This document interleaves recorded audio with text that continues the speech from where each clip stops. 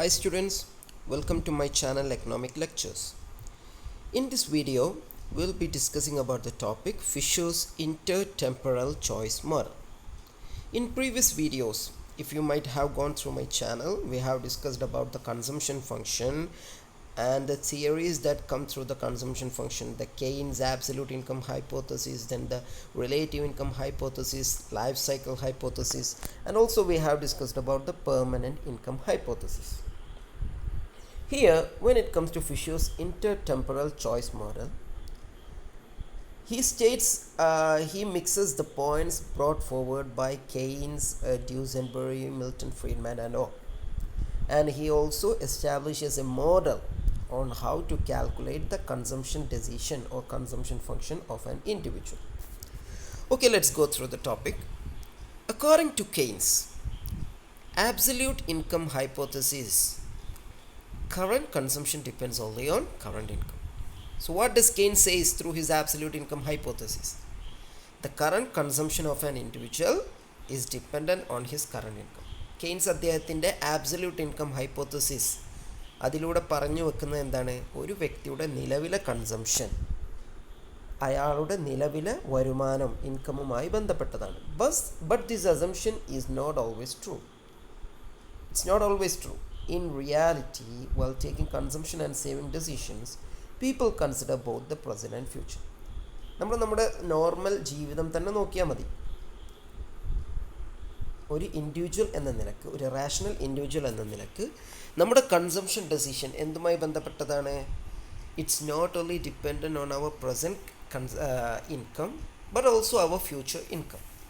So if we are expecting to earn more in future, our present consumption pattern will also increase or will also have a change.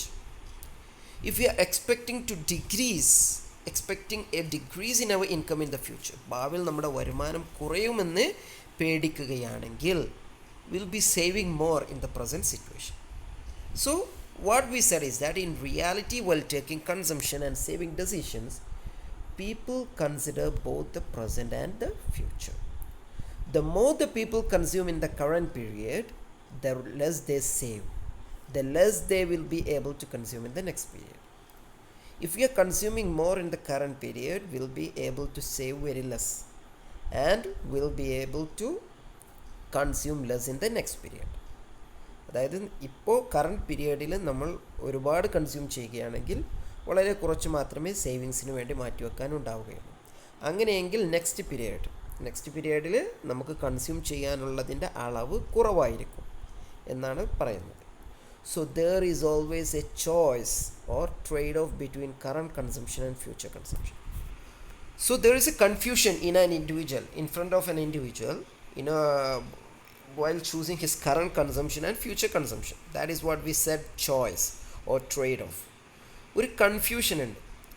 ഏതിനെ സ്വീകരിക്കണം? Current കൺസംഷന് importance കൊടുക്കണോ, future consumption importance കൊടുക്കണം? Should he give importance for current consumption or should he give importance for the future consumption? So there is a trade-off. So in making consumption decisions, households have to take into consideration their expected future income. So what Fisher puts forward is that, as we have said in the permanent income hypothesis and somewhat in the relative income hypothesis, the consumption decisions household have to take into consideration their expected future income. They will also have to take into consideration their expected future income. ഭാവിയിൽ അവർക്ക് എത്രയാണോ വരുമാനം ലഭിക്കാനുള്ളത് അതുകൂടി consider ചെയ്തു കാണും. Because in future, if he is expecting to earn more, his consumption pattern will be increasing in the current situation. If he is expecting a decrease in his future income, there will be a decrease in his consumption pattern at the present and he will be saving more. Irwin Fisher developed a model to analyze how rational, forward-looking consumers make consumption choices over a period of time. അപ്പോൾ തൊട്ട് മുമ്പ് പറഞ്ഞ പോയിന്റിന് ഒരു model submit ചെയ്യുകയാണ് ആര്, അല്ലെങ്കിൽ derive ചെയ്യാനുള്ള ശ്രമമാണ് ആര് നടത്തുന്നത്? ഇർവിൻ ഫിഷർ നടത്തുന്നത്. So what Irving Fisher has done is that he has developed a model on the basis of the second last point in this slide, that is In making consumption decision, households have to take into consideration their expected future income. So based on this, Irwin Fisher has developed a model. So we are going into that in deep. Fisher's model of intertemporal choice illustrates three things. So his concept of intertemporal choice, it illustrates three things, or it has mainly 3 points. So what does intertemporal mean? എന്താണ് intertemporal choice എന്നുകൊണ്ട് ഉദ്ദേശിക്കുന്നത് എന്താണ്? Its meaning is that describing any relationship between past, present and future events or condition. So I think it's clear for all of you. എന്താണ് അതിൻ്റെ അർത്ഥം? എന്താണ് intertemporal എന്ന് പറഞ്ഞാൽ പാസ്റ്റ്, പ്രസൻറ്റ്, ഫ്യൂച്ചർ, ഈ 3 കാലങ്ങളിലുമുള്ള ഒരു പ്രത്യേക മാറ്ററിനെ, ഇവൻറ്റിനെ, വേരിയബിളിനെ, കണ്ടീഷനിനെ നമ്മൾ പ്രത്യേക റിലേഷൻഷിപ്പ് കൊടുത്തുകൊണ്ട് കണക്ട് ചെയ്യുന്നതിനെയാണ് എന്ത് പറയുന്നത്? intertemporal choice എന്ന് പറയുന്നത്. Okay, so when it comes to Fisher's model of intertemporal choice, it illustrates 3 things. What are they? The first one, budget constraints faced by the consumers. Every consumer has a budget constraint. No one can consume above his budget. Everyone will have a limited budget, so he faces a constraint. Every individual, എല്ലാ വ്യക്തികൾക്കും അവരുടെ budget എന്താണ്? Constraint ആണ്, പരിമിതമാണ്. It's limited. Everyone's budget is limited, so he faces a constraint. The second point, their preferences between current and future consumption. So they will have to choose between current and future consumption. No one will blindly select current, or no one will blindly select the future. 2 ഓപ്ഷനാണ് മുന്നിലുള്ളത്. രണ്ടും ഒരു വ്യക്തിക്ക് പരിഗണിക്കേണ്ടതുണ്ട്. Current കൺസംഷനും future കൺസംഷനും. He will have to give consideration give preference for the current as well as for the future consumption. The third point, how these two co-jointly determine household decision regarding optimal consumption and saving over an extended period of time.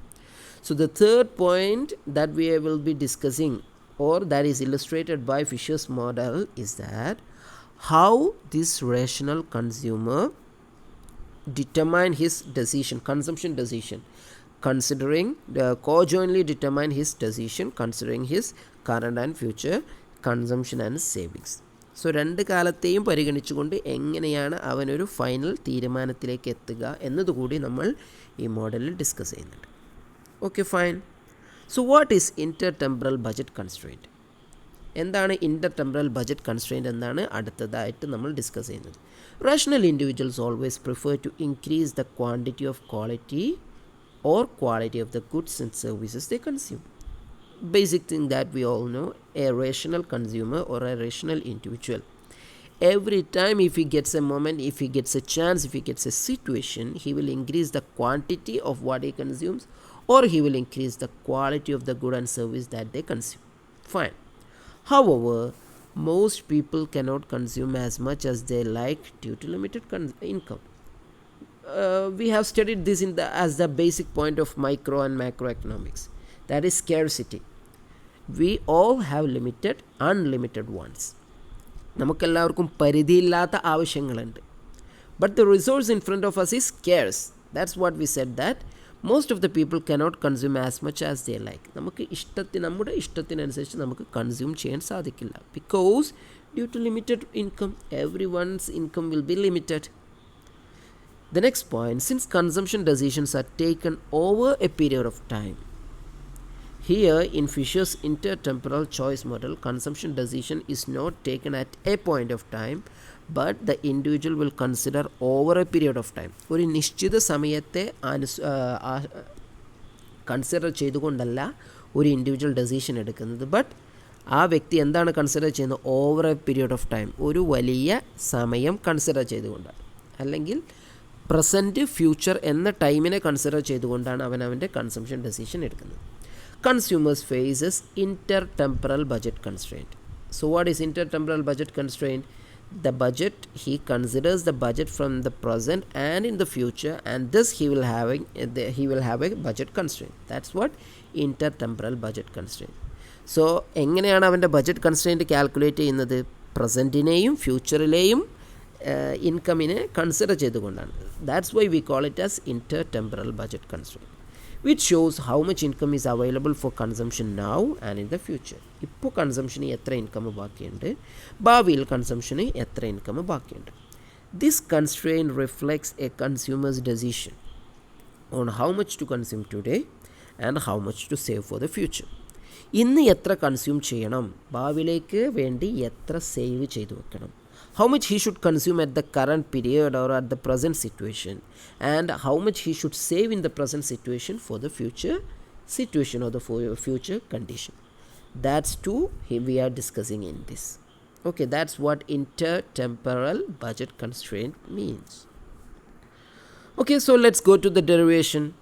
For the sake of simplicity, let us assume that our representative consumer lives for 2 periods. We said that while making a consumption decision, he has 2 periods in front of him, that is the present condition and the future condition. So we are taking an individual rational consumer, and he will be living in 2 period. 2 period means period 1 in his youth, that is in his present, and period 2 in his old age, that is in his future. So we are considering an individual, we are assuming an individual, and he will be living in 2 periods. The period 1 in his youth, that is in the present situation, current situation, and in period 2, that is in old age, that is in his future. His income and consumption in the 2 periods are, രണ്ട് കാലഘട്ടത്തിലുമുള്ള അയാളുടെ consumption income. How can we denote that? Y1 income in the current period, that is in his youth. C1 consumption in his current period, that is in his youth. And Y2 and Y2 and C2. So what is Y2? The income in his future, that is in his second period. And C2, the consumption in his second period or in his future or in his old age. I hope that till this point everything is clear for you. Since the consumer can borrow and save, in the first period he can borrow or save. Okay, for example, if he is expecting more income in the future, then his current consumption will increase and he will be consuming more than his income. അതായത് ഭാവിയിൽ വരുമാനം കൂടുമെന്ന് പ്രതീക്ഷിക്കുകയാണെങ്കിൽ നിലവിലെ അയാളുടെ consumption എന്തായിരിക്കും? ഉള്ള ഇൻകമിനേക്കാൾ അധികമായിരിക്കും. 10,000 രൂപയാണ് കിട്ടുന്നത്, ഭാവിയിൽ എനിക്ക് 50,000 കിട്ടാൻ സാധ്യതയുണ്ട്. അപ്പോൾ നിലവിൽ 10,000 കിട്ടുന്നതെങ്കിൽ he will be consuming for 20,000.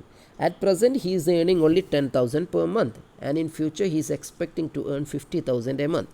So what he will do is that even though he is earning only 10,000 per month in this period, he will consume for 20,000, and the remaining 10,000 will be borrowed, or he will take loan for that. And on the other situation, at present he is earning 50,000, and in future he is expecting to earn only 10,000 per month. So what he will be doing, that even though he is earning 50,000, he will be consuming only 20,000, and he will be saving the 30,000 for the future. That's what we said. Since the consumer can borrow and save, that is in the current period, the consumption in any period need not necessarily be equal to his current income. So what we should note is that his current income and current consumption may not be equal. അതുകൊണ്ട് നിലവിലുള്ള അയാളുടെ വരുമാനവും അയാളുടെ കൺസംഷനും equal ആകണമെന്നില്ല. because he can borrow and he can also save. That which denotes that Y1 is not equal to C1 and Y2 is not equal to C2. Consumption in 2 periods is constrained by the income in 2 periods. That we said. He has a budget constraint, and here this constraint is dependent on 2 periods. Okay, in the first period, saving is the difference between income and consumption. Okay, we are only considering, we said that in period 1, in the current situation, he might have 2 options, either to borrow or to save. We are here considering only one situation, that is he is saving, that is he is earning more in his youth and he is earning less in his old age. So we are considering only one situation, that is he is saving in his youth. In the first period, Saving is the difference between income and consumption. So the difference between income and consumption will be saving in the first period. In the second period, consumption equals the accumulated saving, which includes the interest earned on that saving plus second period income. So in the first period, in his youth, അയാളുടെ ചെറുപ്പകാലത്ത് അയാൾ എന്ത് ചെയ്തു? Income ഉണ്ടായിരുന്നു, consumption ഉണ്ടായിരുന്നു. ഇൻകമിനേക്കാൾ കുറവാണ് consumption, അതുകൊണ്ട് അയാളുടെ അടുത്ത് എന്തുണ്ട്? സേവിങ്സ് ഉണ്ട്. In the second period, when it comes to the second period, what he does, what will be the amount he will be consuming? Apart from his income, he will be also having the savings of his first period and also the interest rate of that savings in the first period. When he saves something from the first period, in the later age, in the second period, he will also have the interest rate of that period plus the income of his future period. Okay, അപ്പോൾ second പീരീഡിലേക്ക് അദ്ദേഹം വരുമ്പോൾ, ആ വ്യക്തി വരുമ്പോൾ, അയാളുടെ കയ്യിൽ കൺസംഷന് വേണ്ടി ഏതെല്ലാം വരുമാനങ്ങൾ ഉണ്ടാകും? അയാളുടെ പ്രസൻറ്റ് ആ ഓൾഡ് ഏജിൽ അയാൾക്ക് എത്രയാണോ വരുമാനം ലഭിക്കുന്നത്, സാലറി ലഭിക്കുന്നത്, അത് ഫോർ എക്സാമ്പിൾ പെൻഷൻ ആകാം. അതോടൊപ്പം ഫസ്റ്റ് പീരീഡിൽ അയാളുടെ സേവിങ്സ്. മൂന്നാമത് ഫസ്റ്റ് പീരീഡിൽ അയാളുടെ സേവിങ്സിൻ്റെ interest rate. So the consumption in second period is equal to S, savings plus RS. What does RS mean? The interest rate of that savings plus Y2. Y2 income in the second period. So by simplifying, we can change the equation as 1 plus R into S. How that forms? S plus, the equation is basically S plus SR, and we take the common S outside, and that's how we get 1 plus R into S plus Y2. Since we do not consider the third period, for preparing the model we are not considering the third period, the consumer is not required to save in the second period. As we are not considering a third period, he will not be saving anything in the second period. He will be using the complete amount that he has for consumption. മൂന്നാമതൊരു കാലഘട്ടം നമ്മൾ പരിഗണിക്കാത്തത് കൊണ്ട് തന്നെ second പീരീഡിൽ എന്തില്ല? Saving ഇല്ല. First പീരീഡിൽ അയാൾ സേവ് ചെയ്യുന്നത് എന്തുകൊണ്ടാണ്? സെക്കൻഡ് പീരീഡ് എന്നൊരു സാധ്യത അയാളുടെ മുന്നിലുണ്ട്. തേർഡ് പീരീഡ് എന്നൊരു സാധ്യത മുന്നിലില്ലാത്തത് കൊണ്ട് അയാൾ എന്ത് ചെയ്യില്ല? സേവ് ചെയ്യില്ല. കയ്യിലുള്ളത് എത്രയാണോ അത് മുഴുവൻ അയാൾ ഉപയോഗിക്കും. Deriving the budget constraint. ഇനി ബഡ്ജറ്റ് കൺസ്ട്രെയിൻറ്റ് എങ്ങനെയാണ് അയാൾ ഡിറൈവ് ചെയ്യുന്നത്? അതായത് how Fisher derives the budget constraint. We can now derive the consumer's budget constraint by combining both equations. We have both equations here. It is S is equal to Y1 minus C1. The second equation is that C2 is equal to 1 plus R into S plus Y2. So let's look how Fisher has derived the final equation. We can now derive the consumer's budget constraint by combining both equations. If we substitute the first equation for S into the second equation, we know the second equation is C is equal to 1 plus R into S plus Y2, and the first equation is S equal to Y1 plus C1, and we are substituting the first equation into the second. That is, in the second equation, that is in the equation of C2, in the place of S we are putting Y1 plus C1. So what happens here? C2 is equal to 1 plus R. In the place of S we put Y1 minus C1 plus Y2. Okay, fine. And we are taking 1 plus R into C1 into the other side. Okay, just do the simplification. It's the basic mathematics, and you will be getting, and by rearranging we will be getting 1 plus R into C1 plus C2 is equal to 1 plus R Y1 plus Y2. Is it clear? And finally, by dividing both sides of the equation by 1 plus R we get. So in the and what we are doing is that finally we will be dividing both sides of the equation with 1 plus R. So what is the final equation? C1 plus C2 by 1 plus R. C1 plus C2 by 1 plus R is equal to Y1 plus Y2 by 1 plus R. Okay, so I think it's clear. This is the final equation put forward by Fisher in order to denote his intertemporal choice model. So what does the final equation denotes? The final equation denotes that the consumption is not dependent. His consumption is not dependent on a single period, but he will be considering both the period. The income from both the period depends on his, has an influence on his consumption. So this is what Fisher's intertemporal choice model says. I hope that the topics are clear to you. Please like the video, share and subscribe the channel, and also I request you to convey the links of these videos to your friends, and of course you can ask your doubts through my mail or through the comment section. Okay, thank you. See you in the next video.